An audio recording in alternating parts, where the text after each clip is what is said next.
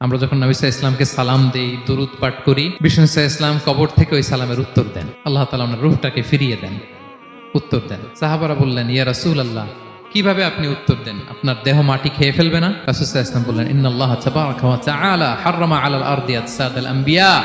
আল্লাহ তাআলা নবীদের দেহকে নষ্ট করা মাটির জন্য হারাম করে দিয়েছেন। কোনো মাটি কোনো নবীর দেহকে টাচ করতে পারে না, নষ্ট করতে পারে না। নবীরা কবরে জীবিত, সেখানে সালাত আদায় করে, তাদেরকে স্পেশাল রিজিক দেওয়া হয়। এটাকেই বলা হয় হায়াতুন নবী। তিনি বারজাকি জগতে জীবিত, উনি উনার কবরে এখনো জীবিত অবস্থায় আছেন, হায়াতুন নবী। তবে আমরা এখন যেরকম জীবিত এরকম নয়, বারজাকি জগতের জীবিত। তিনি ইন্তেকাল করেছেন, মৃত্যুবরণ করেছেন, নিঃসন্দেহে তিনি বারজাকি জগতে চলে গিয়েছেন, কিন্তু সেই জগতে তিনি জীবিত। এবং বিষ্ণু সাল্লাল্লাহু আলাইহি ওয়াসাল্লাম বলেন, আজান শোনার পরে কেউ যদি এই দোয়াটা পড়ে, আল্লাহুম্মা রাব্বা হাযিহি দাওয়াতিত তাম্মা ওয়াস সালাতিল কাইমা আতি মুহাম্মাদানিল ওয়াসিলাতা ওয়াল ফাদিলা ওয়া বা'আথহু মাকামান মাহমুদা আল্লাযী ওয়া'আদতা। এই দোয়াটা যে পড়ে আজান শোনার পরে, বিষ্ণু সাল্লাল্লাহু আলাইহি ওয়াসাল্লাম বলেন, হাল্লাত লাহু শাফাআতি ইয়াউমাল কিয়ামা, কিয়ামতের দিন তার জন্য সুপারিশ করা আমি নবীর জন্য ওয়াজিব হয়ে যায়। যারা পড়েন না পড়বেন। এবার কিয়ামতে বিষ্ণু সাল্লাল্লাহু আলাইহি ওয়াসাল্লামের কি ফিচার থাকবে একটু কিয়ামতের শুনে শেষ করি। বিষ্ণু সাল্লাল্লাহু আলাইহি ওয়াসাল্লাম বলেন, আনা আউয়ালু মান ইয়ানশাক্কু আনহুল কবরু।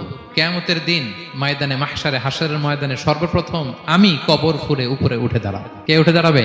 বিষ্ণু সাল্লাল্লাহু আলাইহি ওয়াসাল্লাম সর্বপ্রথম কবর ফুঁড়ে উনি উঠে দাঁড়াবেন। এবং হাশরের ময়দানে উনি কোথায় দাঁড়াবেন? ওনার জন্য একটা স্পেশাল জায়গা থাকবে। জায়গাটার নাম হচ্ছে মাকামে মাহমুদ। জায়গাটার নাম কি? মাকামে মাহমুদ। ওইখানে বিষ্ণু সাল্লাল্লাহু আলাইহি ওয়াসাল্লাম মাকামে মাহমুদে দাঁড়াবে। আল্লাহ তাআলা বলেন, ওয়া মিনাল লাইলি ফাতাহাজ্জাদ বিহি নাফিলাতাল লাক আসা আইয়াবআসাকা রাব্বুকা মাকামান মাহমুদা। ওখানে বিষ্ণু সাল্লাল্লাহু আলাইহি ওয়াসাল্লাম দাঁড়াবেন, মাকামে মাহমুদে তিনি সিজদায় লুটিয়ে থাকবেন। এবং সেদিন তিনি সুপারিশ করবেন, সাহিবুশ শাফাআ, তিনি সুপারিশ করবেন। অন্য কোন নবী সুপারিশের সাহস করে স্পর্ধাও দেখা। আদম আলাইহিস সালাম, নূহ আলাইহিস সালাম, ইব্রাহিম আলাইহিস সালাম সবাই একজন আরেকজনকে রেফার করে, একজন আরেকজনকে রেফার করে, বলে আমি পারবো না, উনি উনি উনি উনি বলতে বলতে বিষ্ণু সাল্লাল্লাহু আলাইহি ওয়াসাল্লামের কাছে যাবে। মানুষগুলো হয়রান হয়ে যাবে, ক্লান্ত শ্রান্ত ঘর্মাক্ত পিপাসার্ত মানুষগুলো।